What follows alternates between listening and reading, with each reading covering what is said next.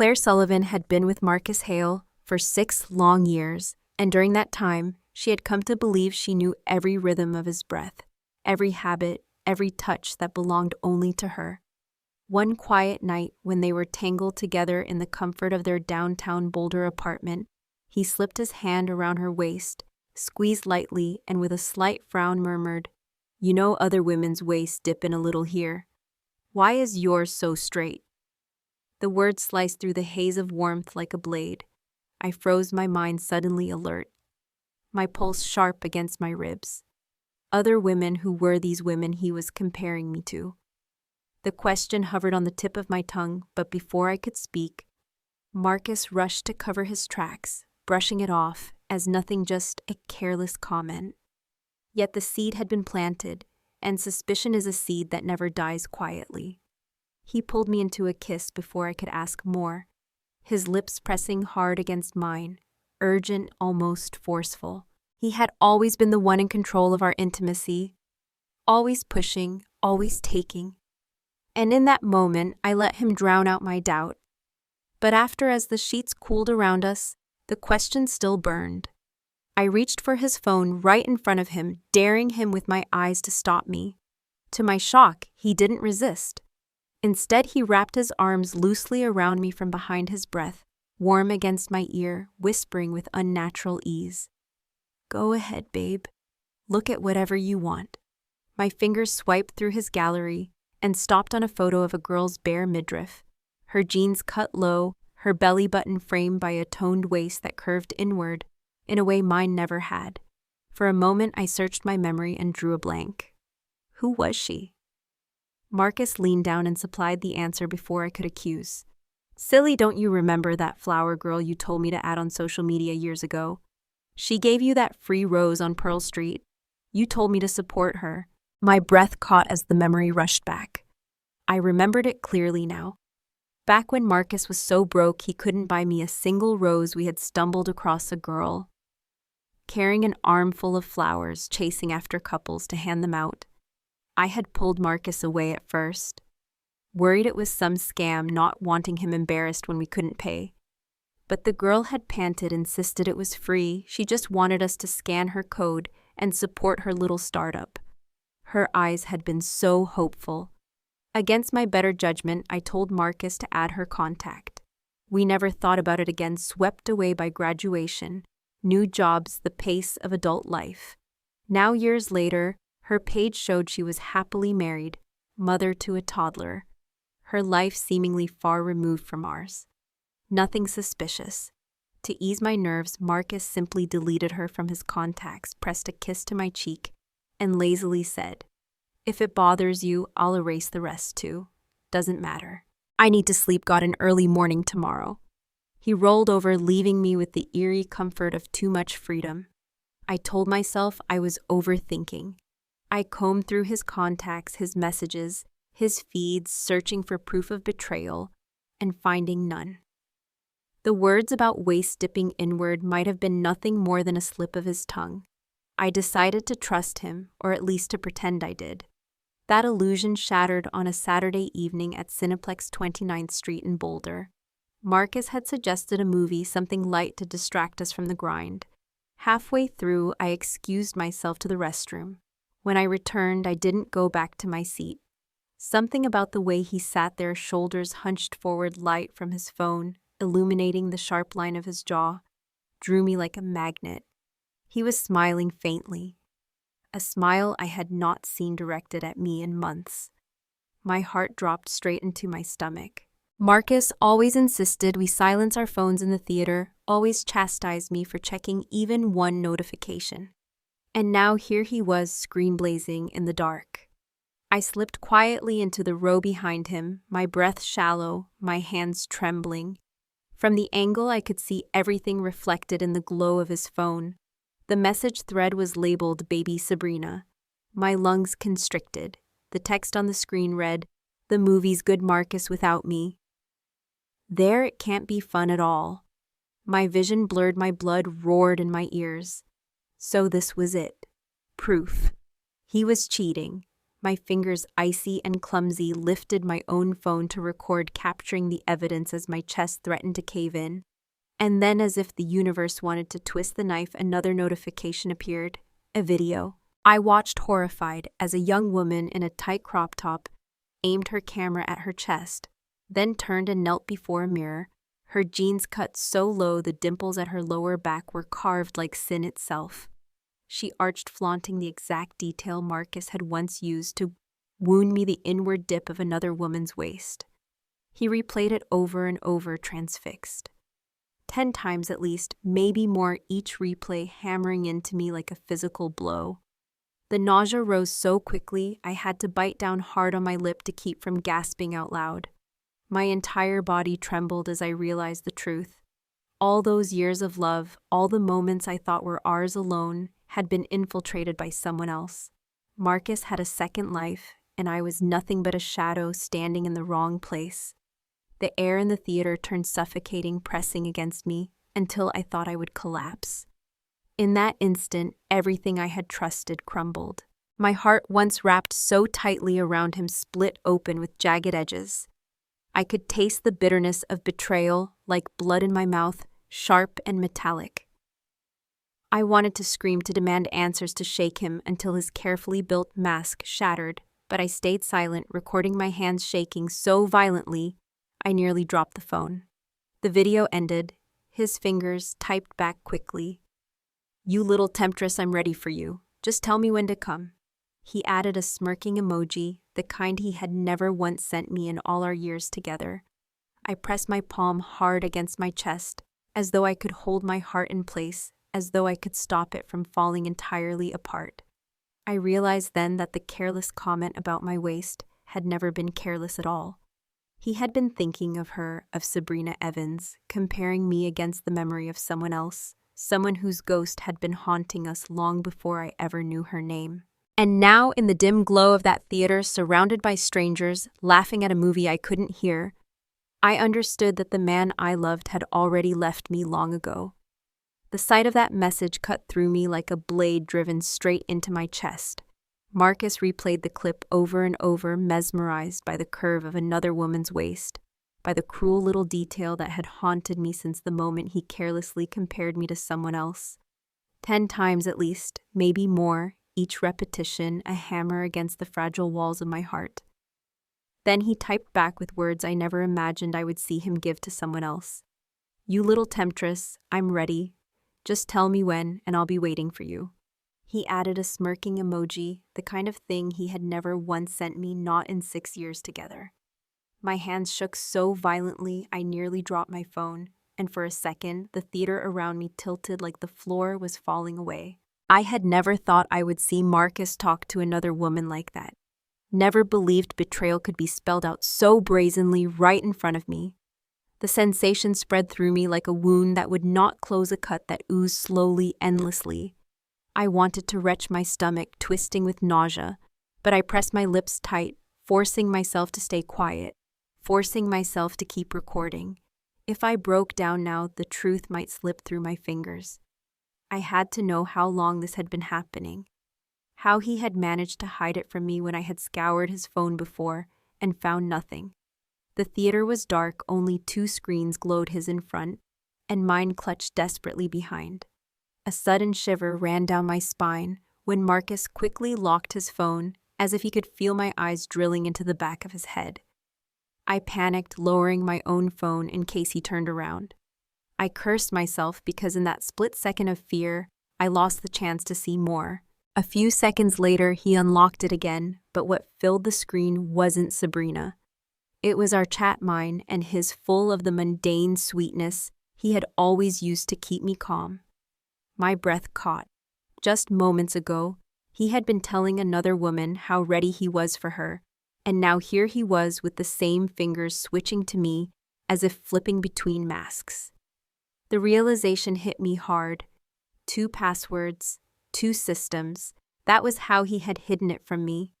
That was how he had smiled so smugly while telling me to check his phone, knowing I would never find what lay buried beneath the second lock. A chill ran down my back, every hair on my arm standing upright. Then my own phone vibrated. It was Marcus. "Baby, are you okay? You've been gone a while." I nearly laughed, the bitter sound trapped behind my teeth. He could flirt with her and still have the presence of mind to check on me. I forced myself to type back, "Stomach hurts a little, I'll be a while." He paused, his body stiffening ever so slightly. Then I saw him type a simple "okay." The moment the screen dimmed, he entered the other password again, and within seconds, he was back to writing long, eager messages to Sabrina, his thumbs flying across the screen as if nothing else in the world mattered. I remembered when he used to panic if I was gone too long, when he would stand outside restroom doors, calling my name, afraid I had fainted. Now he sat there relaxed, barely lifting his head, as if I no longer existed. The signs had been there all along, but I had chosen not to see them. I recorded until I could no longer breathe, then slipped out through the back exit, my knees trembling so badly I nearly stumbled down the steps. In the restroom, I clutched the sink with both hands, running the water and splashing cold against my face, trying to wash away the sting in my chest. The icy shock grounded me, but it also triggered memories I had buried. Marcus had once been the boy who never gave up on me. Back in college, I turned him down, too focused on my studies, but he kept showing up, kept offering me quiet kindnesses I pretended not to notice. I said yes because of one night when our class went to the movies. I had passed out in the restroom from cramps, and no one noticed I was gone. No one except Marcus. He ran frantically through the theater, begging staff to help until he found me. He carried me all the way to the hospital, his eyes red with worry, his arms trembling but never letting go. I had never been cared for like that in my life. I grew up without parents, both gone in an accident before I was old enough to understand loss. I had been shuffled from one relative to another, always someone else's burden, always the extra pair of chopsticks at the table no one wanted. I never belonged anywhere. But Marcus that night had made me believe I could belong to someone. His determination, his gentleness had broken through my defenses. That was why I agreed to love him. That was why I stayed for 6 long years. He had been good to me, or at least he had known how to appear good. I pictured the nights we shared hot pot after exams, the trips we took where I slept on his shoulder, the times he held my hand, when cramps left me weak in bed. I had believed with my whole heart that we would marry, that he was the man who would walk beside me for life. Yet now, every memory of sweetness twisted in my chest like knives. With every recollection, I felt my stomach turn again, bile rising with the image of those messages, that video. Those words meant for another woman. How does a man turn into someone else so quickly? How does the person who once wept in fear of losing me become the man who juggles 2 lives with ease? I pressed my palms against the cold porcelain sink. My reflection in the mirror blurred with tears, and I asked myself if he had ever truly been mine at all. When I finally stepped out of the restroom, I found Marcus waiting in the hallway. Just as he always had the moment he saw me, he rushed forward, wrapping his arms around me so tightly it hurt. He buried his face against my shoulder, murmuring, "Baby, are you okay? You worried me." His embrace felt the same.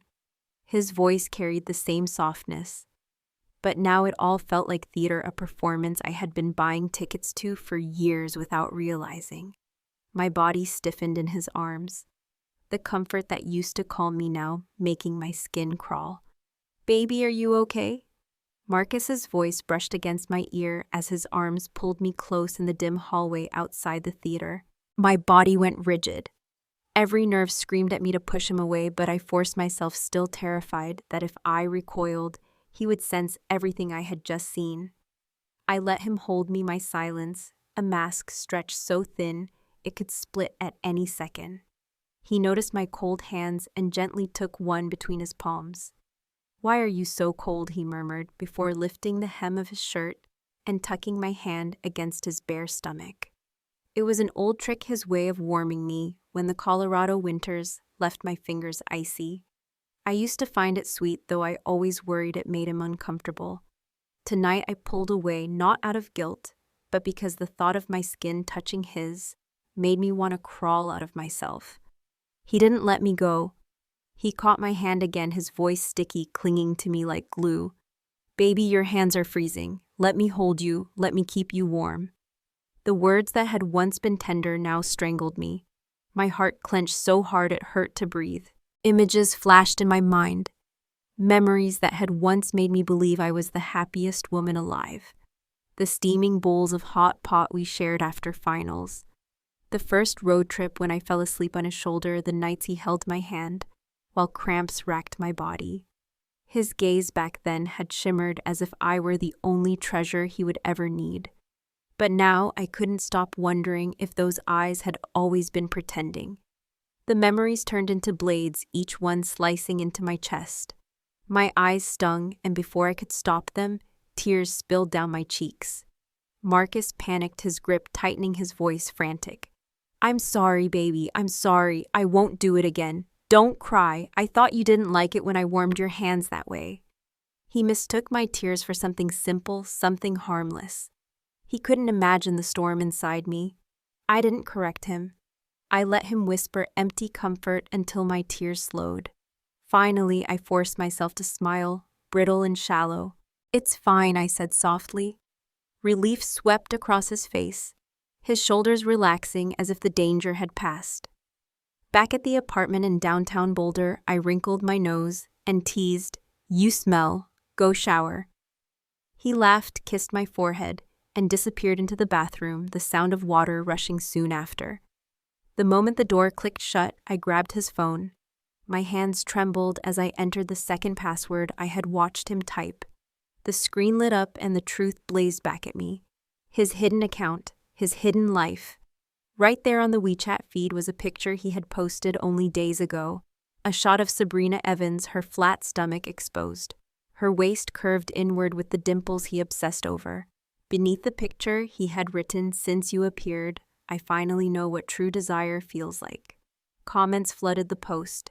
His friends cheered him on, one joking about finally landing a beauty, another teasing that they were ready to welcome a new sister-in-law. My hands shook harder as my eyes caught a comment that made my heart stop. His mother, "Sweetheart, it's been so long since I've seen Sabrina. When are you bringing her home?" And his reply, "I haven't even asked if she wants to say yes yet, Mom." The walls of the apartment seemed to tilt. I couldn't breathe. Was I the third wheel in a relationship that had existed long before me? My pulse hammered in my temples as I opened Sabrina's profile. She had chronicled everything, every message, every call, every date. Photos of them together, smiling in restaurants, walking down Pearl Street, watching movies side by side. 6 years of my life reduced to a footnote in their endless timeline. My fingers scrolled further down to the very first post. A blurry shot of Marcus in a high school uniform taken from behind. The caption read, "Baby, it's been a year already." The date stamp below was 9 years ago. 9 years. That was before I had even met him, which meant I wasn't the love story. I was the interruption. A cold numbness spread through me. Everything I thought I had, every moment I cherished, had been a lie. Marcus hadn't stolen my youth. He had borrowed it while keeping his heart somewhere else. My stomach twisted as the realization crushed me. I wasn't the victim of betrayal. I was the intruder. The water in the bathroom shut off. I quickly set the phone down, my hands trembling uncontrollably. Marcus emerged, a towel slung around his hips, droplets sliding down his chest. His eyes caught mine where I sat frozen on the couch, his phone still within reach. For a heartbeat, his expression faltered, then he smirked, strolling toward me with arrogant ease. He plucked the phone from my hand, set it aside as though it meant nothing, and pressed me down against the cushions. His damp skin chilled my arms as he leaned close, his breath heavy with steam. "Baby," he murmured, voice husky, "forget the phone. Look at me." His confidence was staggering, the certainty of a man who believed his mask was still intact. He had no idea that I had unlocked everything. I forced my eyes to meet his. My throat felt raw, but I asked the question anyway. "Marcus, do you really love me?" "Of course I do," he said without hesitation, his tone steady, unwavering, as if the words had been rehearsed 1,000 times. "Marcus Hale only loves you." I studied his face with desperate intensity. I searched for the twitch of an eyelid, the flicker of guilt, the tremor of a lip that might give him away. I searched for a single crack that would let me pretend he was lying just this once, that there was still something real between us. But his gaze was firm, his mouth calm, his performance flawless. And that more than anything broke me. I wanted so desperately to find even the smallest crack in his words, some twitch of his eyes or tremor of his mouth that would let me keep pretending this was all a misunderstanding, that my faith in him hadn't been foolish. But there was nothing. Marcus spoke with the calm certainty of a man who believed he had won, his face smooth, his gaze unwavering, his tone almost triumphant. He looked at me like he was the hero of the story, like his love was undeniable, and it made me hate him more than ever. How dare he stand there after stealing 6 years of my youth, after crushing everything I had staked my heart on, and speak as though he had given me a gift instead of ruin. He had not only betrayed me, he had made me the villain, the unknowing intruder in someone else's love story. The fury broke free, trembling through my voice, though I forced myself to keep it steady. And what about Sabrina Evans? Do you love her?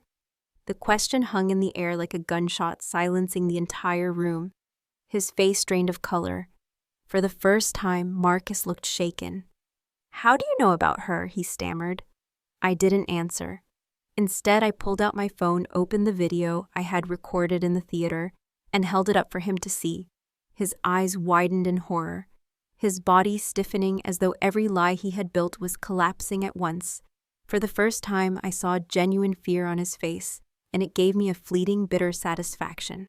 At last, he couldn't perform. At last, the mask was cracking. To my own surprise, the pain wasn't as sharp as I had feared. It wasn't unbearable anymore. It was just a mistake, I realized, and mistakes can be corrected. I lowered my gaze, a humorless laugh escaping me. "Marcus, we're done." The words tasted like steel on my tongue. "No, we're not," he snapped, lunging forward, reaching for my hand, as though sheer desperation could undo what I had seen. I stepped back quickly, his fingers closing on the air. His eyes were wide, pleading now, almost frantic. "Don't do this, Claire. Please, I can explain. It's not what you think with Sabrina." I arched a brow, crossing my arms tightly over my chest. "Really?" "Then tell me, what exactly are you two?" My tone was cold control, daring him to speak the truth for once. He opened his mouth closed. It struggled like a man drowning. Then, like a coward, he tried to shift the subject. "It's complicated. I'll explain it all later," he muttered. "But you have to believe me. I never wanted to leave you. I never stopped choosing you. Look." He pulled open the drawer of the nightstand, fumbling until he found a small red velvet box. He flipped it open, and a diamond ring glittered inside. "I was going to propose to you in a few days." A hollow laugh tore from my throat. "Before you tell me about your grand plans, why don't you start with the truth about Sabrina?" My voice was ice. He froze, realizing there was no way out. With a heavy sigh, he sat down, the weight of years pulling at his shoulders. And then the story spilled out, not a love story, but a cheap tragedy. He and Sabrina had grown up together, childhood friends turned secret lovers at 16. They had hidden it from their families, whispering about a future they weren't ready for. But they couldn't resist temptation, and Sabrina got pregnant. Her parents erupted in fury, branding Marcus irresponsible, dragging them apart. She fell into despair, failed her exams, lost her footing while Marcus sailed off to college and eventually into my life. For a year, they had no contact. Everyone assumed it was over, but fate, cruel and twisted, threw them back together during a summer break. The old fire reignited, reckless and consuming, and again she found herself pregnant. This time she kept it secret, too afraid to face her parents. She chose a back alley clinic and paid the price. The complications left her unable to bear children, a truth that shattered her. She begged Marcus to marry her to stay, but he was just a sophomore with no money, no career, no courage. He walked away cold and decisive, and only months later, he confessed his feelings to me. We built our years together on the ashes of what he left behind. For a while, I believed we were happy. For a while, maybe he even believed it too. Until 4 years later, when he was older, wealthier, more confident, and he stumbled across Sabrina again. He told me she was drunk, that she collapsed outside a bar, that he couldn't leave her there to be hurt. He carried her to a hotel, but the alcohol had been spiked. To save her, he said he had no choice but to sleep with her. Afterward, guilt consumed him, so he began secretly supporting her, slipping her money, checking on her from the shadows. He looked at me, then his voice low, almost tender. "I swear, Claire, it's only pity. It's only guilt. I never stopped loving you." For a moment, I couldn't breathe. His confession twisted everything I thought I knew. If what he said was true, then I had never been the other woman, never the intruder. If it was true, then Sabrina had always been the past, and I was the present. A rush of relief swept through me so strong it left me dizzy. But Marcus mistook that silence for forgiveness. His hand slid across the table toward mine, his thumb brushing the back of my knuckles with familiar tenderness. "I'm sorry, Claire. It was my mistake. If you want me to end it, I'll cut her out of my life completely." The coldness returned instantly. His touch no longer soothed me. I pulled my hand away, my voice flat. "Some things can't be undone with an apology, Marcus." Marcus thought my silence meant forgiveness.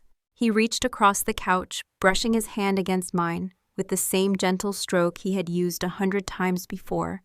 "This is my fault, Claire. I'm sorry. If you don't want me to see Sabrina anymore, I'll cut her out completely." His tenderness, once a comfort, now made my skin crawl. The cool weight of his touch jolted me back to reality. I jerked my hand away, my eyes sharp as ice.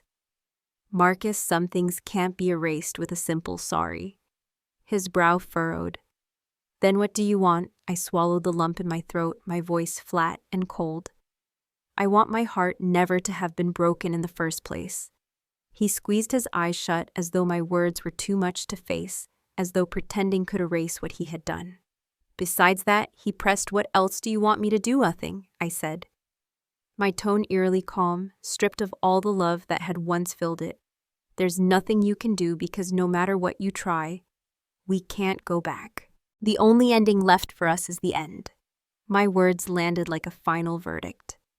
His face darkened, disappointment twisting into something bitter. His eyes filled with resentment. "So just because I helped Sabrina, you want to throw away everything? You'd rather see her suffer than forgive me? How can you be so cruel?" For a moment I was stunned. How could he twist it like this? He was the one who had betrayed me, who had torn my life apart. Yet he dared accuse me of cruelty. Rage welled up hot and sharp, spilling from my lips before I could stop it. "I'm not leaving you because you saved Sabrina, Marcus. I'm leaving because you could have called the police. You could have done anything else, but instead you chose to take her to bed. That tells me everything I need to know. You've never been able to control yourself. You hurt her before with your recklessness, and when you found her again, you destroyed her the same way all over. Don't you see, the cruel and selfish one here is you." His face twisted, pale and contorted, robbed of words. I turned away, sick of his excuses, and began packing my things. Every shirt, every dress I folded felt heavier than stone, as if the years themselves were weighing me down. I wanted nothing more than to walk out of this apartment and never look back. But before I could finish, Marcus lunged forward, grabbing my arm. "Claire, don't do this. Give me another chance. You once promised you'd stay by my side forever." I spun, ripping my arm free, my glare colder than winter. "You don't deserve to speak those words. If I had known who you really were, not even if you fell on your knees begging, I would never have given you my heart." My cruelty hit him like a slap, but even then he wouldn't let go. He shadowed me, desperate, pathetic, a man drowning in his own lies. He rambled about love, about redemption, about how everything he did with Sabrina was only to make up for the past. But the longer he talked, the clearer it became that he wasn't apologizing anymore. He was blaming me. I just wanted her to have a better life, he insisted. And that's wrong. That makes me a monster. The fury I'd been choking back broke free. My hand flew before I thought, striking him across the face with a sharp crack. "There are 100 ways to make amends, Marcus, but you chose the one that let you crawl back into her bed. Don't you dare stand here pretending you're noble." His jaw clenched, his eyes wild, but I didn't stop. My voice cut through the room like glass. "Don't think I don't know. You used that hidden account to post pictures of her bare stomach, her waist. You wrote that she was your definition of desire. You wanted me and her both at once. You're disgusting." He staggered, crumbling under my words, and finally broke. "Claire, can't you say this in a calmer way? Can't we talk like adults?" I laughed coldly, the sound sharp and merciless. "You did something vile, and now you're upset because I'm not polite about it. If you were so afraid of ugly words, then you never should have done ugly things." For the first time, real anger sparked in his eyes. He shot up from the couch, shouting, "I told you, I'll cut her off," I said. "I'm sorry. What else do you want from me?" My laugh this time was hollow, bitter, trembling with the pain that no apology could soothe. "You think sorry fixes this. You think it erases 6 years of lies. If you need me to spell it out for you, then here it is. I want you never to have betrayed me in the first place. But you did, and no apology will ever change that." His face drained of color, his body sagging as if the weight of the truth had finally broken him. He stood frozen, ghostly pale, speechless. I didn't wait for him to recover. I turned back to my suitcase, shoving clothes inside with shaking hands. Every object we had once shared now felt like a chain I needed to cast off. I was so absorbed in packing that I didn't even hear the knock at the door. When I finally lifted my head, Sabrina Evans was standing in the doorway. My mouth opened, a sharp question rising on my tongue. What was she doing here? But the words caught in my throat. After all, Marcus and I were done. This was his apartment, and she had every right to appear. What right did I have to question her presence? So I stayed silent. Only 2 seconds passed before she spoke. Her tone soft, almost apologetic. "Marcus told me you misunderstood what's between us. I just wanted to clear things up." I cut her off instantly. "There's no misunderstanding. You and Marcus are involved, and that's why I left him. So there's nothing left to discuss. Consider it a peaceful ending." I grabbed my suitcase and started for the door, refusing to look at her again. "Wait." She reached out, her face etched with worry. "Are you afraid Marcus grew cold to you because of me?" I frowned. "What are you talking about?" She gave a weary smile. "You know, I can't have children anymore. Because of that, I'll never marry Marcus, and he'll never marry me. But you could. You could give him a family, a baby. I'd even help raise the child if you wanted." Her words chilled me. My patience snapped. I shoved her hand away and yanked the door open without answering. She tried again to stop me, but Marcus, who had been silent until then, finally spoke, his voice hard. "Let her go. And don't come back here begging me again." I almost laughed. A hollow, bitter sound escaped me as I walked down the hall. I didn't turn back. I headed straight for the elevator, the 10th floor pressing down on me with its heavy silence. I waited, suitcase in hand, the numbers ticking slowly upward. Behind me came a sudden gasp. I turned on instinct. Marcus had Sabrina pinned against the wall, kissing her.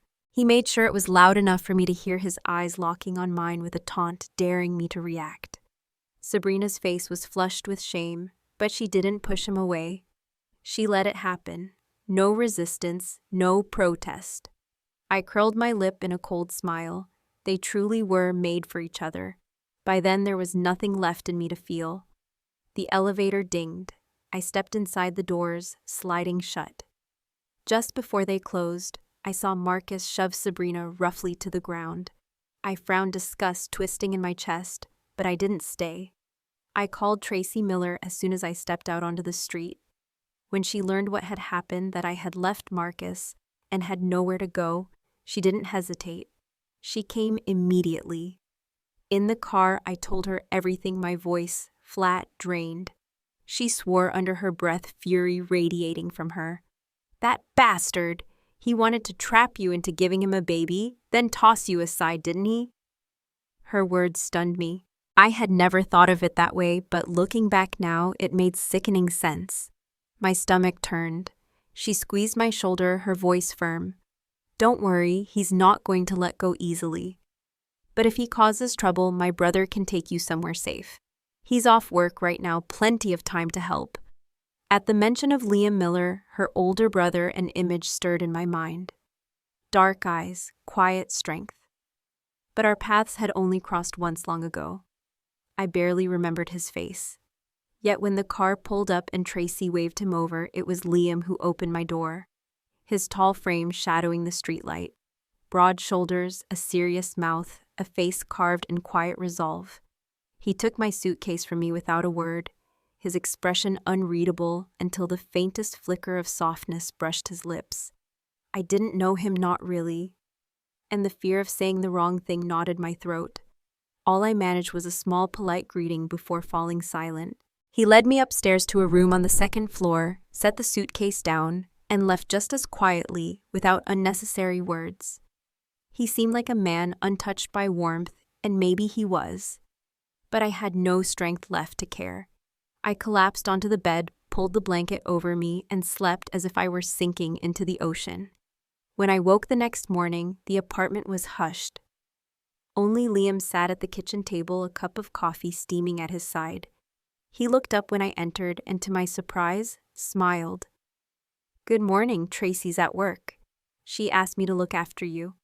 His sudden warmth startled me and I stammered, "No need, I'm fine." He didn't argue. He simply placed a bowl of hot oatmeal in front of me. Later, Tracy texted me explaining that he knew what Marcus had done, and that was why he was different now. Whether it was pity or empathy, I didn't care. I only knew I had to keep moving. That afternoon, I went to a job interview. Liam waited for me at a cafe nearby. His quiet presence a strange comfort.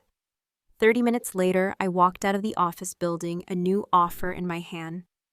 A smile on my face for the first time in weeks. I turned eager to tell him to share that small piece of joy. And that was when I heard it. Behind me, a voice that had once been my whole world. "Claire, Marcus." My chest clenched. I spun, then immediately bolted. I wanted no more words, no more explanations. But he wasn't ready to let me go. His footsteps thundered behind me, closer, closer. I screamed, stumbling forward, certain I was about to hit the ground, when a pair of strong arms caught me just in time. "Careful," a calm voice said. I looked up and froze. It was Liam Miller. Relief surged through me for only a second before Marcus came storming in, yanking me away with fury in his eyes. His mouth twisted into a cruel smile. "So this is it, Claire. You couldn't wait. Or were you betraying me all along?" Nothing set my blood on fire faster than his twisted habit of turning blame back on me. My hands shook with anger as I pointed straight at him. "Don't you dare. We're done, Marcus. Even if I had fallen for someone new, it would still be more honorable than the way you two-timed me." For a moment, his bravado cracked. He looked rattled, exposed under the weight of my words. But in the next breath, he dropped his tone, his voice turning soft, desperate. "Sabrina and I are over, Claire. Please, I don't need her. I only need you, just you. Come back to me." His hand latched onto mine, clinging like a drowning man. I ripped free, revulsion coursing through me. The truth was that calling him disgusting didn't feel strong enough, not after everything he'd done. Instead, I looped my arm through Liam's and smiled coldly. "You're too late, Marcus. I already have someone by my side. Stop harassing me." Marcus's face twisted, his voice breaking into a roar. "No, that's impossible. You can't move on this fast. I don't believe it." His denial rang through the street, his refusal to accept reality poisoning the air. The tension stretched unbearably until Liam moved with quiet certainty. He tilted my chin up his lips, brushing my forehead, then my eyes, my nose, and finally my mouth. The kiss was steady, grounding, unshakable. My mind went blank, every thought wiped clean. I stood frozen, letting him press the truth into Marcus in a way words never could. When my senses finally returned, chaos had already erupted. Marcus lunged at Liam, fists flying. Liam struck back, neither man willing to yield. The fight was brutal, messy, raw. By the time the police arrived, both were bruised and panting. The officers gave no sympathy, since both had thrown punches. Each would bear his own injuries. Marcus clutched a shallow cut on his arm, groaning dramatically as if he had been mortally wounded. I ignored him. My attention was on Liam, who bore only a scratch along his hand. I gently cleaned it and pressed a bandage from my purse over the wound. My guilt pressed heavy in my chest. I dragged you into this. You didn't ask for it, and I made you my shield. I'll take care of you now. As I wrapped his hand, he leaned close, his voice low against my ear. Be mine, Claire. My eyes widened, my breath catching. What did you just say? That's too sudden, but his hands framed my face. His dark eyes steady, burning with sincerity. I mean it. I've thought about this for a long time. Just say yes when you're ready. With Marcus standing only feet away staring at us in disbelief, hesitation felt meaningless. My heart pounded, my throat dry, but I nodded anyway. Yes. The word had barely left my lips when Liam kissed me again, deeper this time, sealing the promise between us. I could feel Marcus's stare, his entire body stiffening with shock. He looked like the ground had been ripped out from under him. From that day forward, I never saw Marcus Hale again, though whispers about him reached me sometimes. People said Sabrina, desperate to force a marriage, had even attempted suicide to trap him. Marcus, weak and guilt-ridden, agreed. But on the day of the wedding, his mother learned the truth that Sabrina could never have children, and she stormed the altar, calling her a liar, striking her in front of the entire crowd. The ceremony collapsed into chaos, the two families tearing apart in disgrace. Later, I heard Marcus had slunk back to my old office, begging to see me, desperate for another chance. But he didn't know I was gone, that I had left the city, left the country. By then, I was walking hand in hand with Liam Miller along the quiet stretch of Monterey Beach. The sunlight glittered across the waves, the white sand cool beneath my bare feet. For the first time in years, the world felt open wide and beautiful. Liam's hand slid into mine, his fingers interlacing, warm and sure. A soft current seemed to flow from his touch, straight into my heart, steadying my every breath. Yet fear stirred in me. We were strangers not long ago. Could a bond between us grow real, grow strong, or was I chasing another illusion? What if this tenderness was just a mask like Marcus's had been? What if love always came with a hidden knife, waiting to cut me the moment I let my guard down? The thought made me shiver. My shoulders trembled, my chest tightened, and for a moment, even under the bright California sun, a chill spread down my spine. Liam must have sensed the shift in me because his brow furrowed with quiet concern. Claire, what's wrong? He asked softly. I lifted my gaze to his dark eyes, and for the first time allowed myself to spill the fears that had been gnawing at me. Every doubt, every wound Marcus had carved into me, I laid bare. Liam listened still and steady, then to my surprise, a small chuckle slipped from his lips. It's not what you think, he said, shaking his head. I blinked, confused. What do you mean? He squeezed my hand lightly, a trace of frustration crossing his features. You act like I appeared out of nowhere, but I've been around all along. You just never noticed. Do you remember that day in the woods behind school? You were in trouble. I was the one who helped you. His words stopped me cold. The boy who shouted that the teacher was coming, that was you. Liam nodded once. Yes. My heart stumbled in my chest. Memories came rushing back. Junior year of high school, the mornings I stood by the flagpole, raising the stars and stripes, while my classmates barely noticed. I had taken the duty not out of patriotism, but out of a childish hope that for a few minutes each morning, with the music playing and eyes lifted toward the flag, someone might finally see me. But the moment always ended with the song, and I would fade back into anonymity. That afternoon, I'd chosen the long path back to class, the one winding through the grove of trees where troublemakers usually gathered. They spotted me instantly. Flag Girl 1 sneered. Another accused me of spying for teachers. Their taunts grew sharper, crueler, until I felt trapped, cornered. And then a voice rang out, "Teachers coming, run," and the group scattered in panic. When I turned, no teacher stood there. Only a glimpse of a tall boy in a school uniform disappearing into the distance. I remembered thinking his silhouette seemed familiar, but I never knew who it was. My throat tightened as I whispered, "That was you?" "Yes," Liam said again, his voice quiet but certain. "Why did you leave right after?" He let out a heavy sigh, his shoulders rising and falling. "Because I didn't feel worthy. You were radiant even back then, and I was nothing. How could I dare get close? Later, when I realized Tracy had classes with you, I asked her to befriend you. I thought maybe I'd find a way to be around you little by little." But then Marcus was already there. The confession hit me like a wave, crashing and tender all at once. My heart thudded painfully as I realized that in the cold, lonely corridors of my youth, someone had been watching over me quietly, without asking for recognition. The love I had longed for, the fierce, singular love I had thought destiny had denied me, had been there all along, waiting patiently, like moonlight filtering through branches. I had been blind, caught up in a false flame. But fate had circled me back to him. I closed my eyes, the ache in my chest softening for the first time in years. It wasn't too late, not yet. Back in high school, Marcus Hale thought he had tasted heaven when he first kissed Sabrina Evans. She had been his secret, his thrill, the girl who made him forget the suffocating pressure of grades and expectations.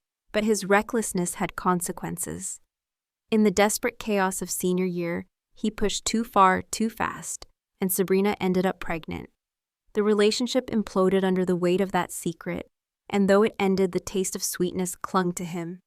He couldn't let it go that summer by design. More than accident, he crossed paths with her again. And she still loved him, he could tell. They fell back into each other with the same reckless heat. But fate struck harder this time. A botched decision left Sabrina unable to have children. For Marcus, the news was unbearable. He convinced himself he couldn't stay, that responsibility was a prison, so he walked away. Yet Sabrina refused to release him, demanding he face what he had done. To shake her off, Marcus looked elsewhere. That's when he found Claire Sullivan. She seemed perfect for his plan, an orphan with no parents to shield her, no family to defend her if he ever turned cruel. She wouldn't leave him because she had no one else. And Claire never mocked his empty wallet or dragged him down with demands. Life smoothed out when she was by his side. She felt like a charm he could carry forever. So Marcus decided she would be his anchor, his fortune, his forever. But destiny had other plans. 4 years later, at a downtown bar in Boulder, he stumbled on Sabrina again. She was serving drinks in a skimpy dress, her body still hauntingly familiar. Just the curve of her waist ignited every hunger in him. Memories of nights tangled in sheets of the dimples in her lower back that had once obsessed him flooded in. He tried to buy her back with money, insults, even cruelty, but she refused him, so he found another way. He bought the alcohol she was serving, insisted she drink it, and when her defenses dulled, he took her with him. Afterward, he asked if she wanted to be with him again. She told him no. He already had a girlfriend. She reminded him it was wrong. That was when Marcus pulled out his trump card, video proof from the night before. With that leverage, Sabrina had no words left. And Marcus convinced himself he could have both Claire's loyalty and Sabrina's body. It didn't last. Claire discovered his betrayal. Unlike Sabrina, she walked away without a second glance. Marcus swore he loved Claire, but it didn't matter. She was gone. He tried to hold on to Sabrina then, but her desperation twisted into threats. When she pushed for marriage, he struck her in anger. To his shock, she threatened to kill herself if he didn't take responsibility. He gave in. On the wedding day, Marcus still couldn't bury his resentment. He confessed to his mother that Sabrina was barren, hoping she would intervene. She did by storming the ceremony, screaming accusations of deceit, striking Sabrina in front of horrified guests. The wedding collapsed into chaos, leaving Marcus humiliated, but secretly relieved. He thought maybe, just maybe, he could run back to Claire. But she was gone. Tracy Miller told him Claire had left the country and wasn't coming back. For the first time, Marcus felt true panic. He had lost her, for good. The shock hollowed him out. He wandered the streets of Boulder in a daze, replaying every moment, every choice, until the world itself seemed to collapse.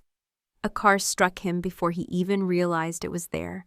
When he woke in the hospital, the doctors delivered his sentence: permanent paralysis. He would never walk again. In despair, he begged his mother to find Sabrina to plead with her to return. "Tell her I don't care about children anymore. Tell her to marry me anyway." His mother's answer crushed him. Sabrina was already married, living well, her life moving forward without him. Marcus had been bedridden for 2 years by then, trapped in the shell of a body that would never rise. Regret was his only companion. He finally understood the truth. Love, if not cherished, disappears forever. And once it's gone, all that remains is emptiness. He lay in that bed, haunted by the faces of 2 women he had destroyed, gnawed alive by the memory of what he had lost. Condemned to spend the rest of his life not in passion or power, but in silence, hating himself and the choices that had led him there. Thanks for listening. Be sure to subscribe so you don't miss the next videos.